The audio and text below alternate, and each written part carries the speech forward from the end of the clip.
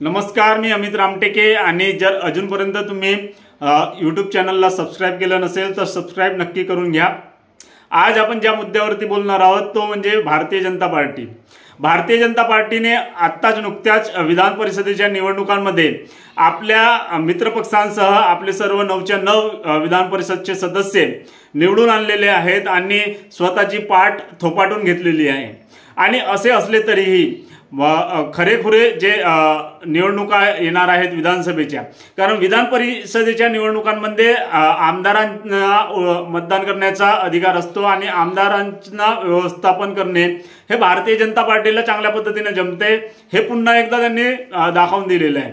परंतु विधानसभेच्या निवडणुकांमध्ये संपूर्ण जनतेला मत करण्याचा अधिकार असतो आणि अशा परिस्थितीमध्ये जनतेच्या मनाला कशा पद्धतीने हात घालता येईल, जनतेची मतं आपल्या बाजूने कशा पद्धतीने मिळवता येतील, हा खराखुरा प्रश्न आता सध्याच्या परिस्थितीमध्ये भारतीय जनता पार्टीच्या समोर उभा असल्याचा आपल्याला दिसून येईल। कारण आपण बघितलं असेल की लोकसभेच्या निवडणुकांमध्ये महाराष्ट्रामध्ये किमान महाविकास आघाडीला म्हणजे शरद पवार यांच्या राष्ट्रवादी काँग्रेसला, उद्धव ठाकरे यांच्या शिवसेनेला आणि महाराष्ट्र काँग्रेसला म्हणजे काँग्रेसला एक प्रकारे चांगल्या पद्धतीने घवघवीत यश मिळालेलं आहे। आणि या यशाच्या आत्मविश्वासाने महाविकास आघाडी ही विधानसभेच्या निवडणुकीला सामोरे जाणार आहे। परंतु दुसरीकडे जर बघितलं तर भारतीय जनता पार्टी असो की एकनाथ शिंदे यांची शिवसेना असो की अजित पवार यांची राष्ट्रवादी काँग्रेस असो, हे एक विधानसभेच्या निवडणुकीच्या तयारीला लागलेले असतानाच भारतीय जनता पार्टी समोर एक मोठा प्रश्न निर्माण झालेला आहे की जनतेमध्ये असलेली जी नाराजी आहे, भारतीय जनता पार्टीला लोकसभेच्या निवडणुकांमध्ये जे दिसून आलेली नाराजी आहे ती दूर कशी करायची। कारण नुकत्याच लोकसभेच्या निवडणुका झालेल्या आहेत आणि आताच झालेल्या लोकसभेच्या निवडणुकांमध्ये ज्या पद्धतीनं मतदारांनी महाविकास आघाडीच्या बाजूने आपला कौल दिलेला आहे, तर त्याच्यामुळे हा कल लगेच ओसरेल अशा पद्धतीची अजून तरी परिस्थिती निर्माण झालेली नाही महाराष्ट्रामध्ये। आणि महाविकास आघाडीलाच पुन्हा एकदा जनतेचा कौल राहील अशाच पद्धतीची परिस्थिती सध्या महाराष्ट्रात दिसून येते। मग महाराष्ट्रात महाविकास आघाडीकडे झुकलेला हा मतदारांचा कौल भारतीय जनता पार्टी आपल्या बाजूने कशा पद्धतीने वळवेल हा एक खरा मोठा प्रश्न आहे। आणि भारतीय जनता पार्टीच्या ज्या पद्धतीने इलेक्शन मॅनेजमेंट, बूथचे कार्यकर्ते, त्यांच्या सगळं इव्हेंट मॅनेजमेंट या भरोश्यावरती खरोखरच भारतीय जनता पार्टी ही निवडणूक जिंकणार आहे का, हे येणारा काळच सांगेल आणि विधानसभेमधील मतदानाच्या माध्यमातून जनता ठरवणार आहे। परंतु सध्या जर बघितलं भारतीय जनता पार्टीकडे तर काय दिसतंय की भारतीय जनता पार्टीकडे सध्या विरोधकांनी जो नॅरेटिव्ह चालवलेला आहे त्या नॅरेटिव्हला काउंटर असा नॅरेटिव्ह भारतीय जनता पार्टीकडे दिसून येत नाही। तसं म्हटलं तर भारतीय जनता पार्टीकडे स्वतःचा असा नॅरेटिव्हच दिसत नाही। कारण या लोकसभेच्या निवडणुकांमध्ये जर आपण बघितलं तर भारतीय जनता पार्टीचा हिंदुत्वाचा नॅरेटिव्ह हा फेल गेलेला आहे। आणि जर हिंदुत्वाचा नॅरेटिव्ह हा महाराष्ट्रामध्ये चालत नसेल तर मग आपल्याला त्याच्या समांतर असा दुसरा कोणता तरी एक नवीन मुद्दा भारतीय जनता पार्टीला घेऊन यावा लागेल। आणि तो मुद्दा नेमका काय असेल हे भविष्याच्या गर्भामध्ये आहे आणि येणाऱ्या काळामध्ये भारतीय जनता पार्टीला ते ठरवावं लागणार आहे की आपण कोणत्या मुद्द्याच्या आधारावरती या निवडणुकीमध्ये मतदारांना मतांचा जोगवा मागायचा। कारण जर बघितलं तर मनोज जरांगे यांनी ज्या पद्धतीने मराठा आरक्षणाच्या मुद्द्यावरती भारतीय जनता पार्टीचे नेते देवेंद्र फडणवीस यांना घेरण्याचा प्रयत्न केलेला आहे आणि लोकसभेच्या निवडणुकांमध्ये ज्या पद्धतीनं मराठा मतांचं पोलरायझेशन होऊन महाविकास आघाडीला त्याचा फायदा झाला आहे, तर हा जो पोलरायझेशन मराठा मतांचा झालेला आहे हा कशा पद्धतीनं तोडता येईल हा सुद्धा भारतीय जनता पार्टीसमोर मोठा एक प्रश्न आहे। कारण जर मराठा आरक्षण आणि ओबीसी आरक्षण हा जर वाद महाराष्ट्रामध्ये चिघळत राहिला तर याचे मोठे दुष्परिणाम सरकारमधील एक घटक पक्ष म्हणून भारतीय जनता पार्टीला सुद्धा भोगावं लागेल हे निश्चित आहे। मग अशा परिस्थितीमध्ये भारतीय जनता पार्टीकडे नवीन नॅरेटिव्ह काय किंवा विरोधकांच्या नॅरेटिव्हला काउंटर नॅरेटिव्ह काय हा एक प्रश्न आहे आणि हा प्रश्न भारतीय जनता पार्टीचे नेते कशा पद्धतीने हाताळतात हे बघण्यासारखी गोष्ट राहणार आहे।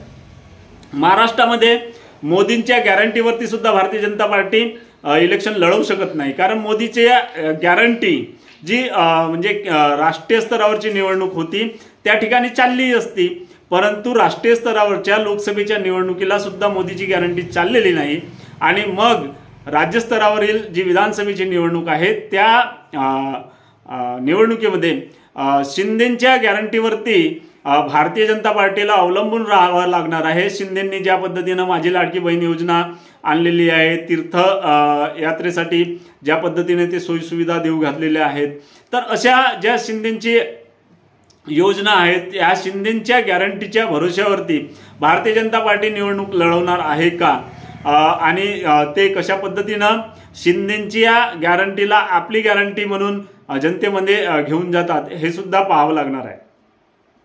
आणि दुसरीकडे भारतीय जनता पार्टीला हे सुद्धा लोकांमध्ये कन्व्हिन्स करावं लागणार आहे की आम्ही जो सरकार चालवत आहोत, 3 पक्षांच्या सरकारचे चालवत आहोत, हे महाविकास आघाडीच्या सरकारपेक्षा कितीतरी पटीने चांगले कशा पद्धतीने चालवत आहोत हे पटवून द्यावं लागणार आहे किंवा त्यांना नवीन मुद्दा शोधावा लागणार आहे।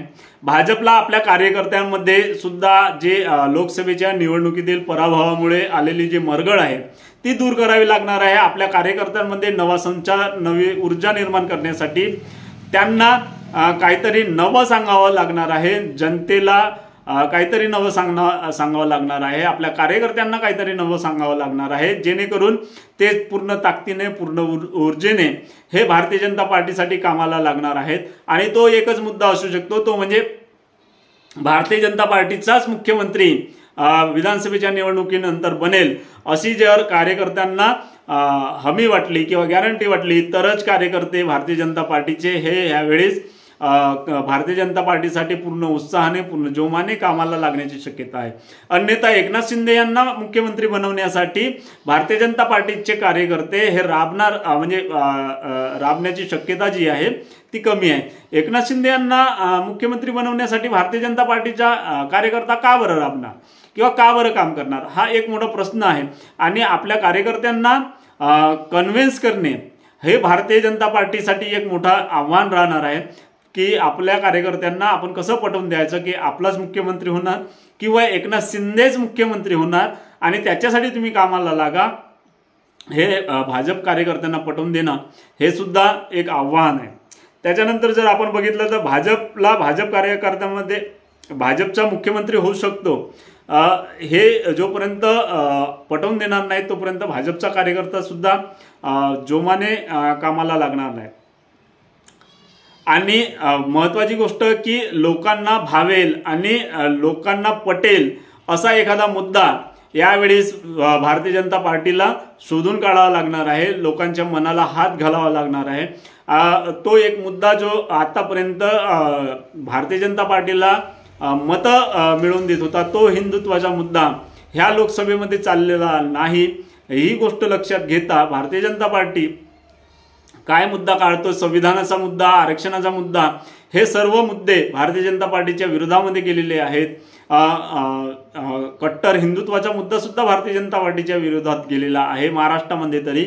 आणि अशा परिस्थितीमध्ये भारतीय जनता पार्टीकडे सध्याच्या परिस्थितीत कोणताही नॅरेटिव्ह नसल्याचं दिसून येते। भाजपला एक महत्त्वाची गोष्ट की सध्या जो मनोज जरांगे पाटील यांचा मराठा आरक्षणासाठी आणि प्राध्यापक लक्ष्मण हाके यांच्या ओबीसी आरक्षण वाचवण्यासाठी जे आंदोलन सुरू आहे ते कशा पद्धतीने हाताळते हे सुद्धा महत्त्वाचं राहणार आहे। त्याच्यानंतर महाराष्ट्रातील राजकारण गढूळ करण्याचं काम भारतीय जनता पार्टीनं केलं आहे अशी जी माणसांमध्ये परसेप्शन निर्माण करण्यात आलेलं आहे की भारतीय जनता पार्टीने महाराष्ट्राचा राजकारण हा गढूळ केलेला आहे।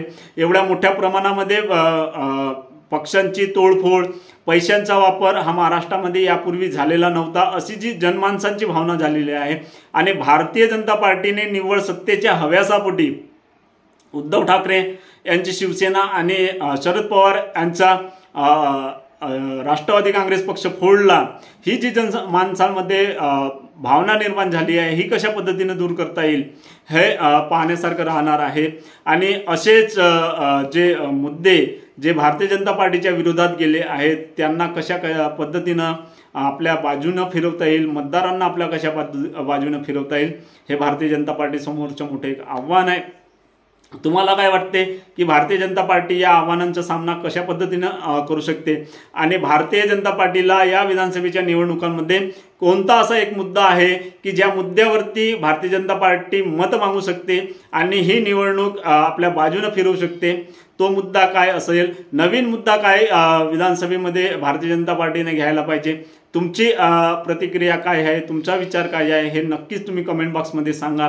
हा व्हिडिओ कसा वाटला ते सुद्धा तुम्ही कमेंट बॉक्समध्ये नक्की सांगा। तुर्तास जय भीम, जय महाराष्ट्र।